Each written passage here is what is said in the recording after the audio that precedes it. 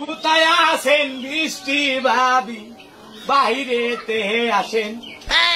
আপনার কিস্তি আল্লাহ আইসা গেছে আপনারও বাড়িতে। আপনি কিস্তি দান চালু করে হাজিরা খাতায় নাম উঠাইয়া ভাবি চলে যাব অফিসে রে। তাড়াতাড়ি করেন, তাড়াতাড়ি করেন, তাড়াতাড়ি করেন, তাড়াতাড়ি করেন যে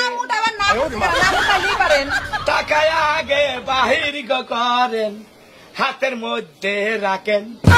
তারপরে কিস্তি তুইলা চলে যাব অফিসে। উঠাইছি 1 সপ্তাহ কি হয়েছে? আপনি ডাবল কইরা কিস্তি দিলে